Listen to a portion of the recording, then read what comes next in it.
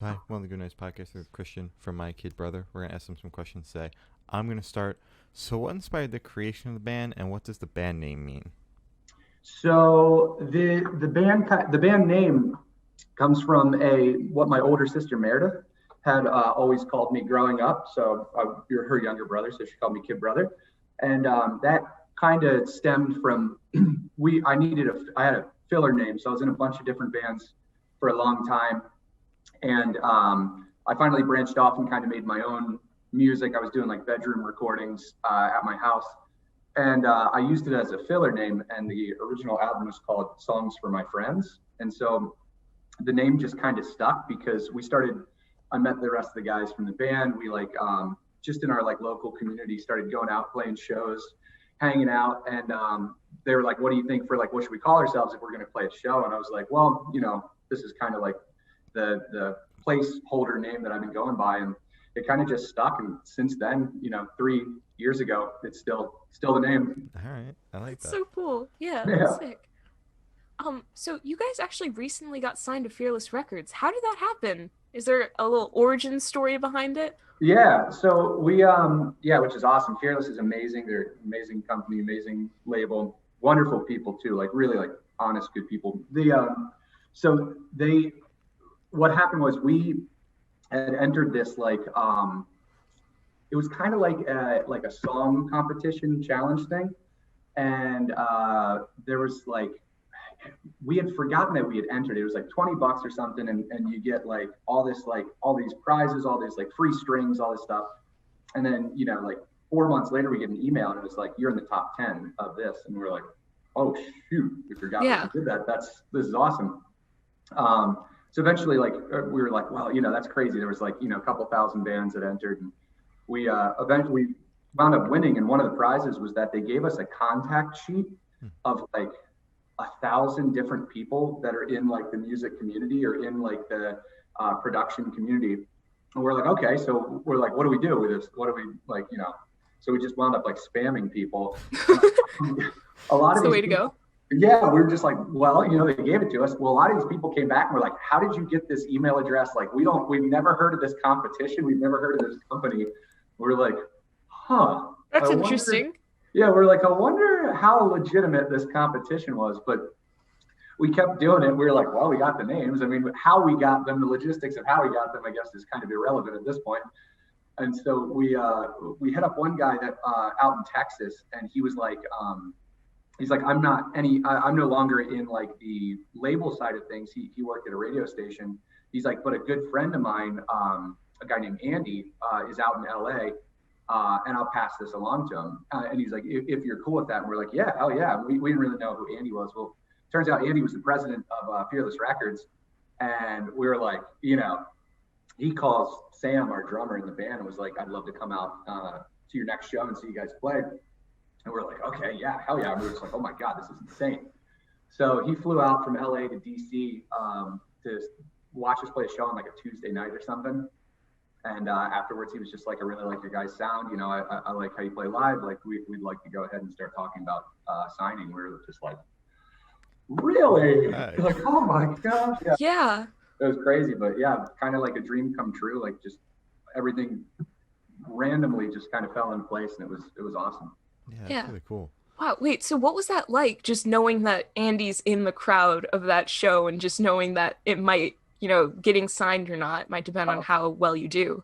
yeah, it horrifying. To say the least. Well, so we had played so many shows, and all of us had played in bands. Like I've been playing in bands since I was 12, but Oh, this one obviously did not feel like any other show. So we were just like, we all hug and like we're really tight as a band, and we like really build each other up. Before any show, we hug each other and we tell each other how much we love each other, and we like say like how proud of each other that we are. And we did that same thing this time. We were like, just treat it like any other show. Like just be happy that we have an opportunity to play rock and roll, whether it's in front of, you know, 1,000 people or two people. Just be appreciative of the situation. So we tried to go and just treat it like it was another show, that no matter who we're playing for, no matter like how many people are there, we want to put on the absolute best show because people are nice enough to come watch us play. And it worked out. I think it helped us to like calm our nerves and just play like we normally do. Yeah. yeah, All right. that's good. I like That's that. Yeah. good. So can you tell me a little bit about your writing process?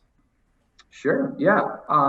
So it's like evolved throughout time and like throughout like, especially with signing to a label and then working with like writers and producers. But I would say the most consistent way that we write music is either myself or piano or Dylan will kind of come up with a song. We all use Pro Tools or Logic, and so at home we'll come up with like a concept, a song.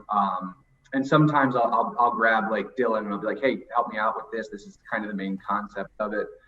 And if he's got time or if he's not working on his own stuff, he will. And so we'll kind of have a skeleton of a song. Usually just do like ad lib lyrics, unless I've got like, I write a lot of poetry in the form of like, I've got like books of like what I want my lyrics to be. And so like this is fitting for these lyrics. And then we kind of just do like a quick balance of it.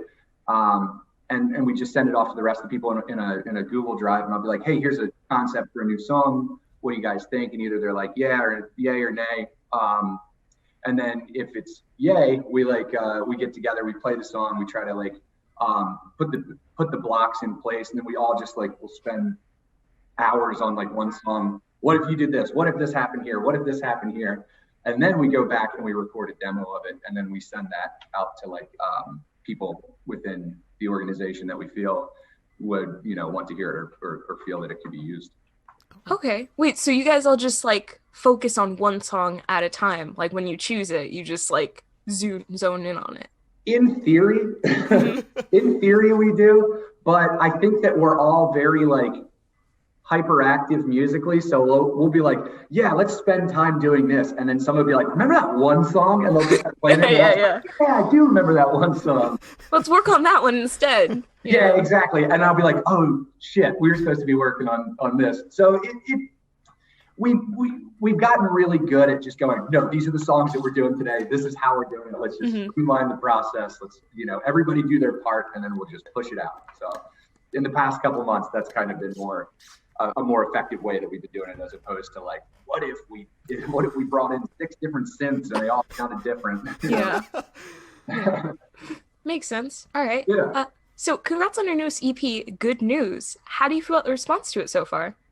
It's been great. Like, I think, really coming from nothing, coming from nowhere, and then, signing to Fearless, and before this EP, like as far as most people know, especially anybody that follows Fearless, we didn't exist. So to have the streams and have the I guess like attention to it that we've gotten, even during the pandemic, has been awesome. Like I was really, obviously I think any musician or anybody in the creative realm was like, the pandemic's really horrifying for your career. But I think even with that, like, to have like the amount of engagement that we've had and with our social media and with like streaming and stuff, I'm really proud of that. And I'm really happy that we've been able to kind of like hit those next benchmarks and continue to like push the EP, whether it's through, we'll make our own music videos a lot. We're all like, Piano's an incredibly talented filmmaker. And so we'll just try and push out different ways to generate buzz and generate attention to them. So, but no, I think it's been great, and I'm excited to see what happens once we actually start, touring again and playing shows with these songs. Yeah. Really Oh, yeah. Mm-hmm. So can you tell me a little bit about your headspace while creating this EP? It kind of like it changed a lot. So like 3 of the songs were songs that we had been playing. So Pastel's Good News and Ain't That Cool were songs that we had been playing and creating together for a while. And those were songs that I had written the skeleton of them before a lot of the people who are now in the band were in the band. So back then it was just songs for my friends. I was just making songs that like I thought that my friends and people that in the music community that I was involved in, I thought that they would like, and just pass them music, say, hey, listen to this, just free music for people, like why not, and then the other songs, they were kind of like creations that came about through like working with producers who the 2 people that produced this EP were now really good friends of ours, really, really wonderful, sweet, kind people. And getting to write with them was a whole new avenue, like really sitting down with people that are absolute professionals that have been in the same situation we are, that have been in bands themselves doing the same thing. And to get that unique perspective was awesome. Like I love doing it that way now that you get to work with incredibly talented people that say, okay, here's this idea, here's this, what you have. What if this happened within the idea? And every single time you're just like, that's really cool. How do you just like think to do that? And like, how do you think to take this in that direction? So I think the headspace with now working with producers is like, it's really humbling. It's like if I just write, like the band just writes the tones and structure and the lyrics, and to work with people who are brilliant at taking that and adding 150% to it, I think it's a really humbling headspace to go, there are people that do this so well that it's like you sit there and you're just like amazed to watch them work and how fast they work. It's really cool. That's awesome. That's so cool. Yeah, I'm glad you got that experience. That's awesome. Yeah. So how did you choose the opener and closer for the EP? Did you write them to fit that role, or did they just kind of fall into that place? Really, they just kind of fell in. So like a lot of it, because of the pandemic, we were like, do we release this EP as one solid EP, or do we slowly release it? And we decided that slowly releasing the singles was the best way to kind of present it, to keep engagement. And I'm glad we did, because each time we release a song, it's exciting. It's exciting for us. And so the first song we just felt was the most like, if this is the first song that people are going to hear, this is the first single, we felt that it would be the most, I guess, like palatable, like people would, it would reach the most amount of people, because you want to start with like here's a song, hopefully everybody likes it. Obviously not everybody's going to like it, and that's totally okay. But and then the final song was just kind of like just the last one. We just were like, let's do this one next. What if we do this one next? What if the music video goes for this one? So the final one was honestly not intentional. It just kind of happened that way. And so, but I listening to it as it goes down the list now, it's pretty exciting, especially because we're going to be making a bunch of vinyls. We've already started to do some cool work with that, so we're planning on pushing those out. And it'll be exciting to kind of see an analog process of these songs going, side A, side B. That's exciting. Yeah, that's awesome. So what band or artist influences do you think you can hear the most on this EP? See, that's tough, because if I was like, wow, Modest Mouse, people are like, it doesn't sound like Modest Mouse at all. No, I would say that the bands that influenced us the most at the time of writing it, definitely Modest Mouse.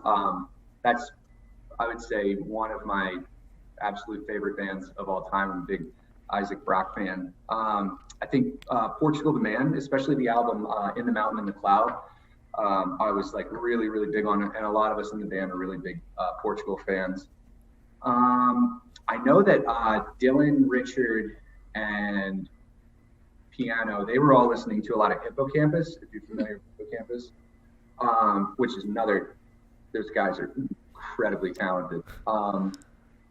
So I would definitely say, like, besides Modest Mouse, for the most part, more like upbeat, like some jams, like I've been listening to a ton of 70s, like 70s pop, specifically like ABBA and stuff, and like ELO. And I think, at the time that you're creating an album, those things definitely kind of like push through into the creative process. So 70s pop, and then I'd say indie rock and roll.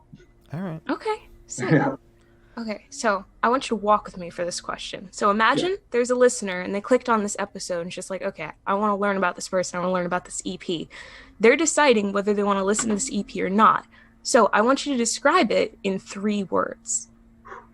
3 words. Okay, let me think. I got to think about it. 3 words.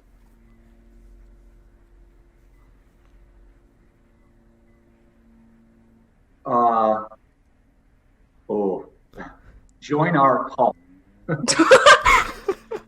That's solid. That's a new one. All right. Yeah. I like that. Join our... or cosmic music cult.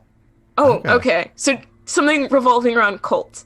Yes, we do a lot of like throws to cults. I don't know why, but a lot of us find cults super interesting instead of especially like when we're touring and stuff. We'll listen to a lot of podcasts about them, like Last Podcast on the Left, and we'll kind of just do a bunch of like a lot of our attention gets that way, a lot of our discussions. So we kind of got worked in. Like we had these one show that we played in our hometown, which is like this really cool venue. It was like join the cult of Kid Brother, and so we kind of stuff. So I'd say cosmic music cult. Cosmic music cult. Right. That's so sick. I All right. love it. Okay. I love that. Yeah. So what would you guys do differently on your next release that you didn't get to do on this one? I think on the next release, probably, obviously besides different songs, I think listen to our own demos, which is kind of what we've been doing. Like listen to our own demos a lot, like drive them, like listen to them until they're dead. So that way we're like, these are the things that are absolutely right, and these are the things that are absolutely wrong with them. And kind of like look at them from the perspective of like what you brought up earlier, somebody that's never heard anything about us before, and like how things would hit them off the bat, whether it's lyrically, whether it's musically, what is the overall message that we're trying to convey, even in each individual song. So I think looking at it from a more like, I guess like more heady space and like more about the experience as opposed to these are the factual things about the song. Okay. Oh, awesome.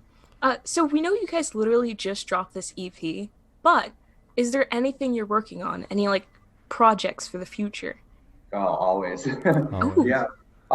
We honestly, because of the pandemic, all we've been doing is just recording demos, thinking of since Piano's such a talented filmmaker, just new things that we can do, like new ways that we can create content. But like whether it's videos, whether it's just like fun little like for Fearless, we made like a cooking video that was really fun. We did like it was how to make ramen, and we made like ramen from scratch minus the noodles. But it's so just cool. finding like content, and I think just constantly working on that stuff. But primarily we're working on songwriting right now, like really hitting that very hard.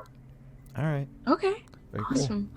cool. So where do you see the band in the next 5 years? Well, hopefully playing shows outside of pandemic.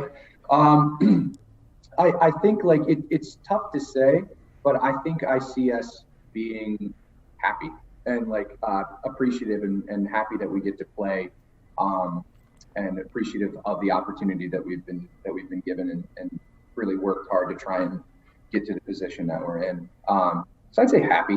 Whatever avenue we're at, I think like even at this point, just having these opportunities is exciting. I mean, we've got a lot of room to grow, and we've got a lot of music to make, and so I think we'll still just be busting our asses and working really hard, but we'll be happy and appreciative to do it. Such a wholesome answer. I love that was very wholesome. We haven't gotten happy before. We've gotten like Madison Square Garden, but we've never gotten just happy. Yeah. God.